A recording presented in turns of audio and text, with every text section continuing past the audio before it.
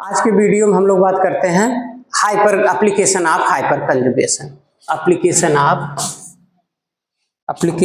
Hyper conjugation. Application of hyper conjugation. Application of hyper conjugation में इसमें बात जो करेंगे stability of carbocation, stability of carbocation. Number 2 stability of free radical.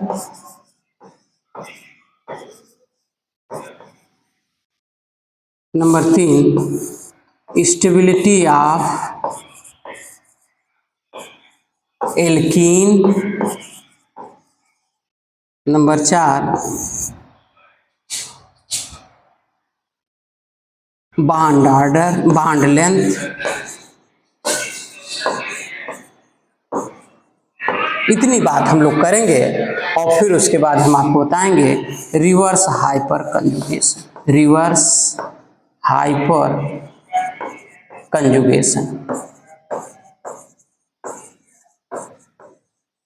ये इतनी बातें आज के वीडियो में हम आपसे बात करते हैं।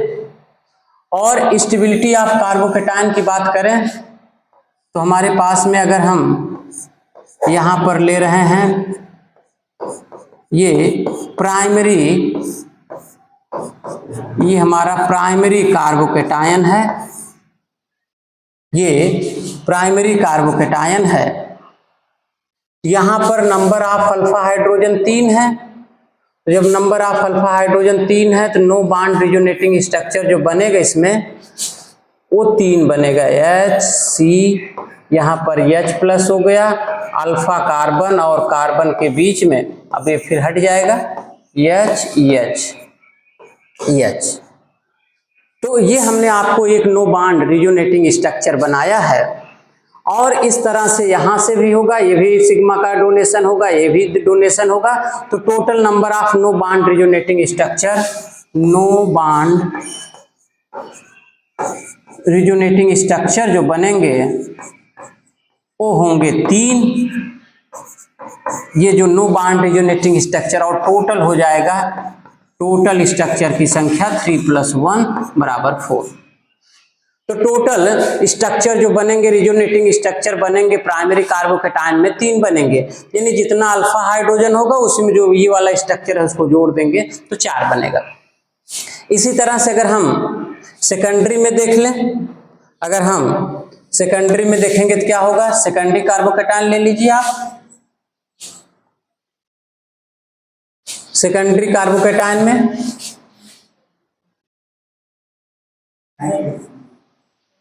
सेकेंडरी कार्बोकेटायन में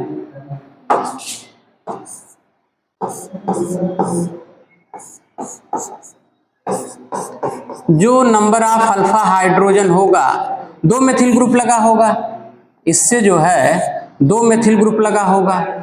तो जब 2 मेथिल ग्रुप लगा होगा तो एक मेथिल ग्रुप में 3 अल्फा हाइड्रोजन, तो 2 मेथिल ग्रुप लगे हैं तो 6 अल्फा हाइड्रोजन। तो इसका मतलब 6 नो बॉन्ड रिजोनेटिंग स्ट्रक्चर मिलेगा, जैसे इसके पहले वाला बनाए हैं। तो टोटल 6 और +1 बराबर हो गया 7। टर्शीरी अगर आप लेंगे, टर्शीरी में total number of alpha hydrogen की संख्या, ये भी अल्फा हुआ, ये भी अल्फा हुआ, ये भी अल्फा हुआ, इस पे प्लस हुआ, तो सभी पर 3-3 हाइड्रोजन लगे होंगे। और जब 3 हाइड्रोजन लगा होगा तो total number of alpha hydrogen 9 हुआ। और एक स्ट्रक्चर ये है तो टोटल स्ट्रक्चर की संख्या 10 और 9 नो बॉन्ड रिजोनेटिंग स्ट्रक्चर हुआ। तो जिसमें जितना ज्यादा रिजोनेटिंग स्ट्रक्चर होगा उतनी ज्यादा स्टेबिलिटी होगी। तो stability order on the basis of the hyper conjugation क्या हो गया, स्टेबिलिटी ऑर्डर ये हो गया, टर्शियरी का सबसे ज्यादा होगा, फिर सेकेंडरी का होगा और फिर प्राइमरी का होगा। ये जो ऑर्डर यहाँ पर है सेम यही ऑर्डर अगर फ्री रेडिकल की भी बात करेंगे तो उसमें भी यही होगा। ये चाहे हमारा कार्बोकेटायन की बात हो, कार्बोकेटायन में भी यही ऑर्डर होगा और फ्री रेडिकल में भी यही आर्डर होगा, दोनों में यही आर्डर होगा, टर्शियरी का सबसे ज्यादा, फिर सेकेंडरी का, फिर प्राइमरी का। अब हम आपको ये दिखा दें कि अगर हमारा फ्री रेडिकल है तो उसमें कैसे रिजोनेटिंग स्ट्रक्चर बनेगा, वो हम देख लेते हैं। फ्री रेडिकल में कोई एक एग्जाम्पल लेकर, आर्डर तो सेम हो गया, चाहे हमारा C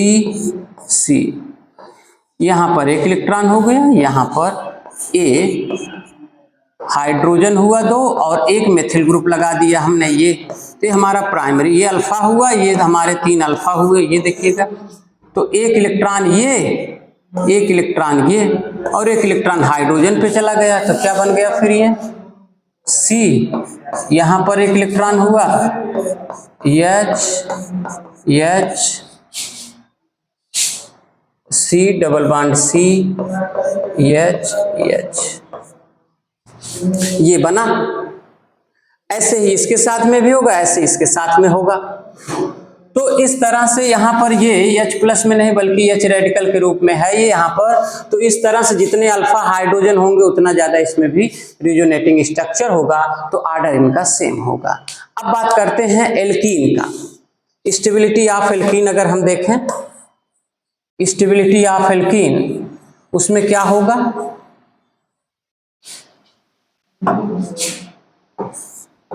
हमारे पास में एल्कीन है,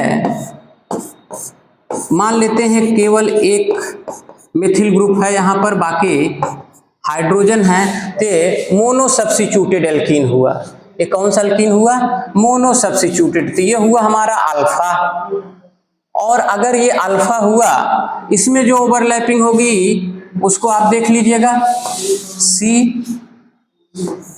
C double bond C H यहाँ मेथिल ग्रुप के 3 हाइड्रोजन, ये अल्फा हाइड्रोजन है, ये अल्फा कार्बन है।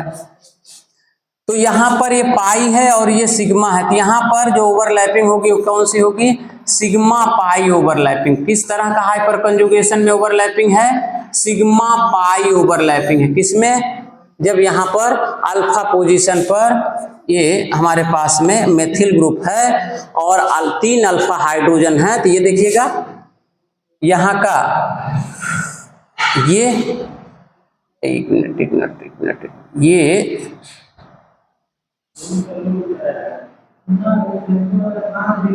यहाँ आ जाएगा, यहाँ प्लस हो गया और ये बॉन्डेड इलेक्ट्रॉन यहाँ जाएगा, यानी इस कार्बन पर माइनस आ जाएगा और ये H प्लस के रूप में हो जाएगा। फिर से बना देते हैं इसको, ऐसा देख लीजिएगा,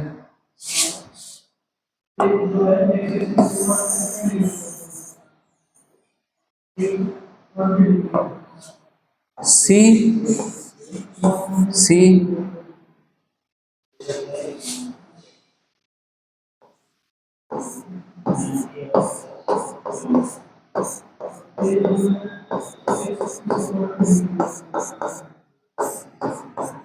ये देखिएगा, ये मोनो सब्स्टिट्यूटेड है, तो ये बॉन्ड सिग्मा बॉन्ड इलेक्ट्रॉन यहाँ आएगा, तो ये पाई वाला इलेक्ट्रॉन यहाँ पर जाएगा, तो इस कार्बन पर माइनस हो गया, तो हमें एक नो बॉन्ड रिजोनेटिंग स्ट्रक्चर मिला, H plus H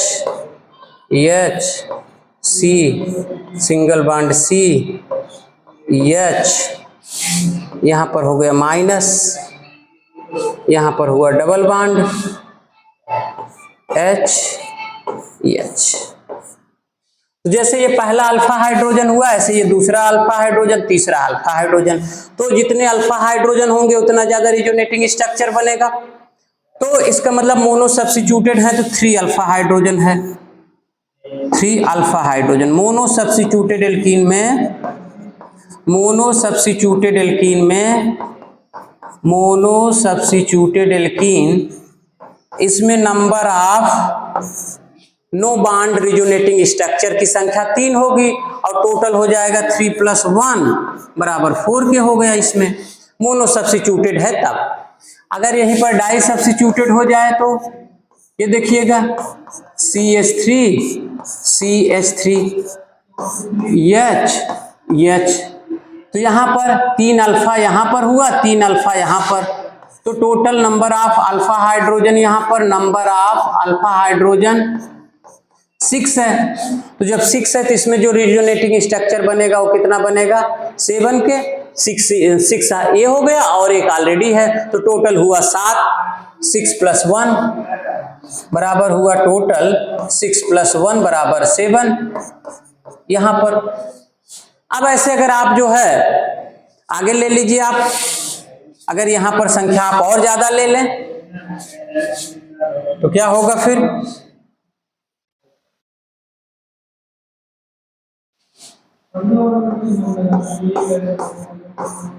try substituted में कितना हो जाएगा, ट्राई सब्स्टिट्यूटेड में टोटल अल्फा हाइड्रोजन की संख्या, अल्फा हाइड्रोजन की संख्या 9 है। टेट्रा सब्स्टिट्यूटेड में नंबर ऑफ अल्फा हाइड्रोजन की संख्या टोटल होगी 12। ये जो एल्कीन है ये टेट्रा सब्स्टिट्यूटेड एल्कीन है, ये ट्राई सब्स्टिट्यूटेड एल्कीन है, ये डाई सब्स्टिट्यूटेड एल्कीन है और ये मोनो सब्स्टिट्यूटेड एल्कीन है।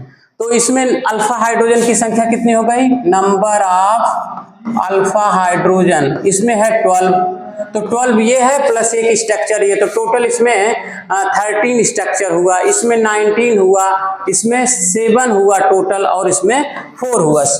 तो जिसमें जितना ज्यादा रिजोनेटिंग स्ट्रक्चर है उसकी स्टेबिलिटी उतना ही ज्यादा होगी। तो सबसे ज्यादा स्टेबल कौन सा हो गया, tetra substituted alkene are most stable, फिर उसके बाद ट्राई सब्स्टिट्यूटेड, फिर डाई सब्स्टिट्यूटेड और सबसे कम मोनो सब्स्टिट्यूटेड एल्कीन होगा। अच्छा एक चीज आप यहीं पर और जान लीजिएगा कि इसकी वजह से जो बॉन्ड लेंथ है वो कम होती है, जिसमें जितना ज्यादा नंबर ऑफ स्ट्रक्चर होंगे उसकी बॉन्ड लेंथ उतनी ही कम होगी। तो इसके आधार पर हम लोगों ने ये बता दिया कि कौन सी एल्कीन ज्यादा स्टेबल है और कौन सी, तो stability of carbocation, stability of free radical और स्टेबिलिटी ऑफ एल्कीन, ये 3 बातें हो गई। बस हम आपको एक बात और बता देते हैं कि रिवर्स हाइपर कंजुगेशन किसे कहते हैं, रिवर्स हाइपर कंजुगेशन देख लेते हैं। रिवर्स हाइपर कंजुगेशन क्या है,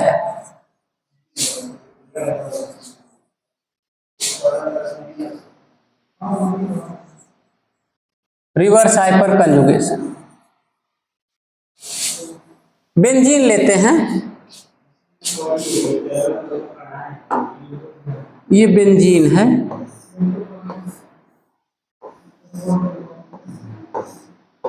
बेंजीन से लगा हुआ एक कार्बन और एक कार्बन फ्लोरीन से लगा हुआ, ये देखिए आप, ये अब तक जो हमने आपको पढ़ाया है वो बेंजीन है, बेंजीन से लगा हुआ एक कार्बन और कार्बन से लगा हुआ अल्फा हाइड्रोजन, ये पढ़ाए थे हम इसके पहले। यहां पर अब तक इलेक्ट्रॉन इस तरह होता था, ये अब उसी का उल्टा जस्ट होगा और उसी को कहेंगे हम क्या, reverse, reverse hyper conjugation, reverse hyper conjugation. तो रिवर्स हाइपर कंजुगेशन ये देखो, ये अब ये इलेक्ट्रॉन जो सिग्मा दे रहा था ये इलेक्ट्रॉन लेगा, ये वाला बॉन्ड यहां जाएगा, तो यहां पर क्या बन गया, यहां पर प्लस आ गया, यहां पर डबल बॉन्ड, यहां पर F माइनस, यहां पर F, यहां पर F, ये इसी को हम क्या कहते हैं, रिवर्स हाइपर कंजुगेशन। तो आज के वीडियो में इतना ही। आप हमारे चैनल को लाइक कर लें, सब्सक्राइब कर लें, अगले वीडियो में इससे रिलेटेड कुछ और क्वेश्चंस हम कराएंगे। आज के लिए इतना ही, थैंक यू।